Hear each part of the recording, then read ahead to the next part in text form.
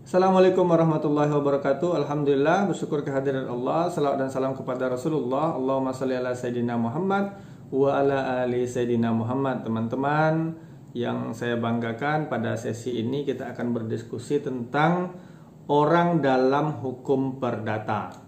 Yang pertama, kita akan berbicara sedikit tentang subjek hukum ya. Kalau kita membahas subjek hukum, sebenarnya pada sesi sebelumnya kita sudah berdiskusi tentang subjek. Tetapi dalam hal ini saya membahas subjek hukum itu, yaitu subjek hukum memiliki wewenang ya, yang terdiri atas dua bagian. Yang pertama adalah wewenang untuk mempunyai hak. Kalau kita berbicara tentang hak, kita teringat hak azazi manusia atau hak dasar manusia. Hak dasar manusia itu apa? Ya, salah satunya adalah hak untuk hidup. Dalam Undang-Undang Dasar 1945 itu sudah banyak sekali pembahasan tentang hak azazi manusia. Hak untuk hidup, hak untuk mendapatkan pekerjaan, hak untuk meneruskan keturunan dan seterusnya. Nah, tentu kalau kita berbicara tentang hak, hak ini apa sebenarnya? Ya, tentu kita tidak bisa menyatakan bahwa hak itu hanya dari satu definisi saja. Banyak sekali hal-hal yang bisa kita gali dari dua konsep ini ya. Yang pertama, wewenang untuk mempunyai hak. Yang kedua, wewenang untuk melakukan atau menjalankan perbuatan hukum dan faktor-faktor yang mempengaruhinya. Nah, kalau poin yang kedua ini adalah wewenang untuk melakukan, ya, untuk melakukan perbuatan hukum. Perbuatan hukum apa? Misalnya kalau di dalam kalau di dalam perdata, dalam konsep perdata, tentu kita berbicara tentang perjanjian misalnya. Kita berbicara tentang perikatan. Nah, wewenang untuk melakukan perbuatan hukum. Wewenang untuk menjalankan perbuatan hukum dan faktor-faktor yang mempengaruhinya. Bisa kita menjalankan hukum, bisa juga kita melanggar hukum. Apakah kita dewasa atau kita masih di bawah pengampuan, atau anak-anak, atau orang gila, atau sakit ya. Nah, kalau kita berbicara tentang subjek hukum ya, tentu kita membahas dua aspek. Yang pertama, subjek hukum itu terdiri dari orang. Yang kedua adalah badan hukum. Nah, kalau kita berbicara tentang orang dalam arti hukum itu sendiri, ya tentu kita berbicara tentang manusia dan badan hukum. Manusia pribadi itu adalah subjek ya. Kalau dikatakan subjek ya, kalau didefinisikan tentu istilah-istilah manusia ini apa sih sebenarnya? Manusia itu misalnya makhluk budaya yang berakal misalnya, atau yang memiliki keinginan misalnya. Itu definisi-definisi yang dikemukakan oleh para ahli tentang manusia. Tapi dalam perspektif yang lain, pengertian manusia itu ada dua. Yang pertama, pengertian biologis ya. Kalau kita berbicara tentang pengertian biologis, tentu kita berbicara aspek biologisnya. Lalu kemudian dalam aspek yuridis, kita berbicara tentang hak-haknya sebagai makhluk hidup ya. Para ahli berpendapat bahwa manusia itu dikatakan sebagai subjek hukum karena dia memiliki hak-hak subjektif ya.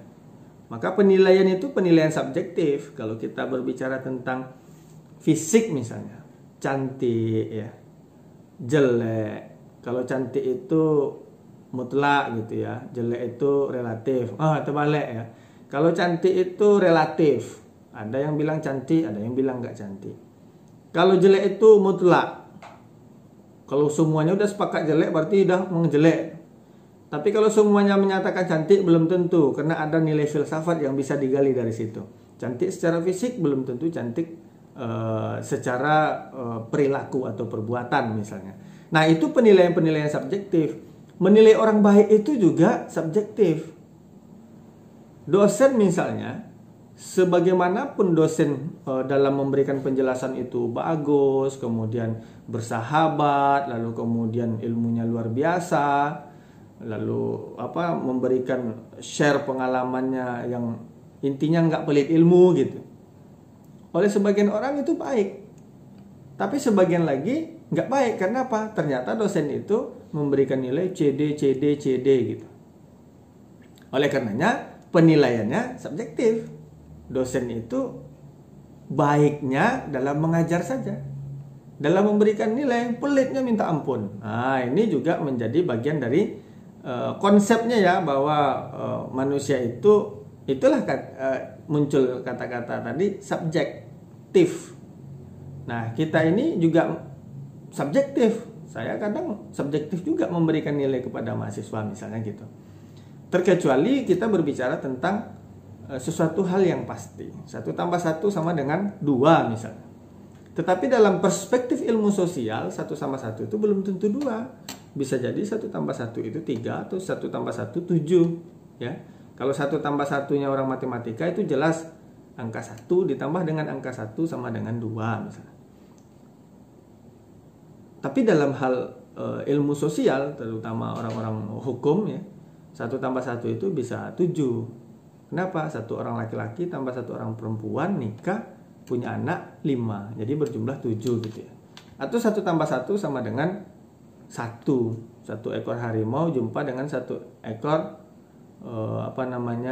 kijang ya.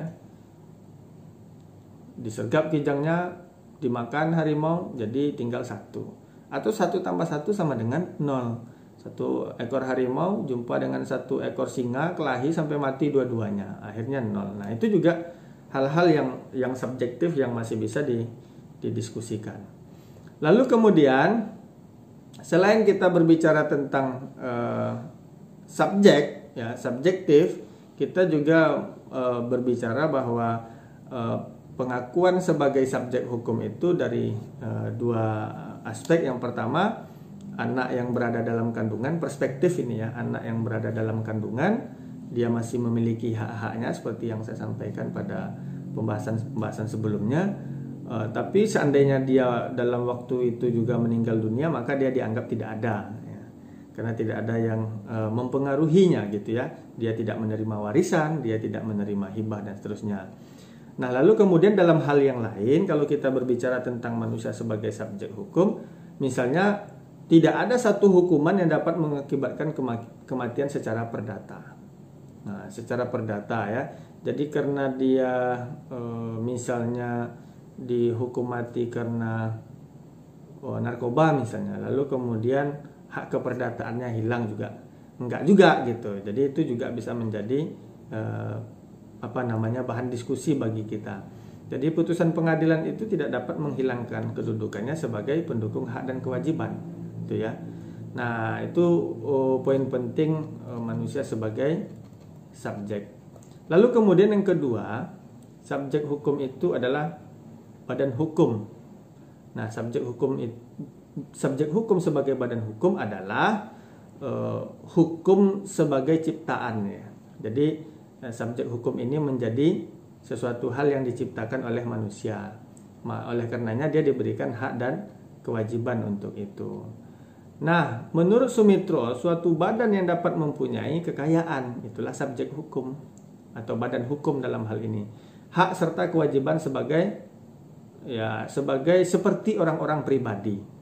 Atau pendapat lain berpendapat bahwa badan hukum adalah kumpulan orang-orang yang bersama-sama dan dia memiliki tujuan untuk mendirikan suatu badan ya, bagian dari perwujudan himpunan, dan dia memiliki harta kekayaan tersendiri dengan tujuan tersendiri ya. Tentu saja ini menjadi bagian dari definisi-definisi tentang badan hukum ya. Nah, kalau dilihat dari pendapat-pendapat para ahli itu, badan hukum dapat dikategorikan sebagai subjek hukum yang dia dipersamakan dengan manusia. Misalnya badan hukum itu mempunyai kekayaan tersendiri ya. Lalu kemudian sebagai pendukung hak dan kewajiban dapat menggugat dan digugat di hadapan pengadilan. Lalu kemudian ikut serta dalam lalu lintas pelaksanaan jual beli dalam konteks perdata. Saya kira itu yang dapat saya sampaikan. Kita akan lanjut pada sesi-sesi berikutnya, yaitu berbicara tentang kewenangan untuk berhak. Assalamualaikum warahmatullahi wabarakatuh.